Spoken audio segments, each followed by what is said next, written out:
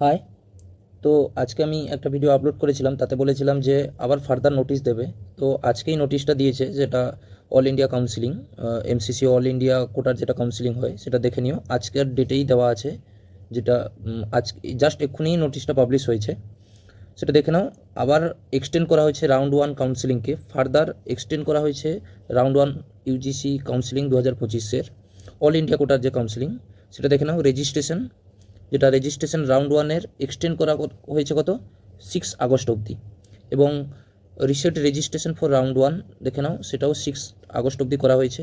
Payment তোমরা 6 August অবধি করতে পারবে। আবার চয়েস ফিলিং রাউন্ড ওয়ানের যাদের প্রবলেম হচ্ছিল তারা দেখে নিও যে extend up to 7 August, 7 August অবধি আবার এক্সটেন্ড করা হয়েছে চয়েস ফিলিং অফ রাউন্ড ওয়ানের। আর চয়েস লকিংয়েরও যেটা প্রবলেম হচ্ছিল সেটাও বাড়িয়ে 7 আগস্ট করা হয়েছে। এবং যেটা নিয়ে প্রবলেম সেটা রেজাল্ট যেটা দিচ্ছিল না, 4 আগস্ট রেজাল্ট দিবে বলছিল, সেটা 9 আগস্ট রেজাল্ট দেবে রাউন্ড ওয়ান কাউন্সিলিংয়ের। 9 আগস্ট তোমরা প্লিজ চেক করে নিও। নোটিশটা পাবলিশড হয়েছে আজকেই, এক্ষুনি পাবলিশ হয়েছে। তোমরা প্লিজ একটু চেক করে নিও অফিসিয়াল ওয়েবসাইটে গিয়ে। ঠিক আছে, তাহলে আপাতত 9 আগস্ট রেজাল্ট ধরে নিও, তারপর ডিলে হয় কি না হয় সেটা পরের ব্যাপার। সেটা নোটিশটা প্লিজ চেক করে নিও এমসিসি অফিসিয়াল ওয়েবসাইটে গিয়ে। ঠিক আছে, থ্যাংক ইউ।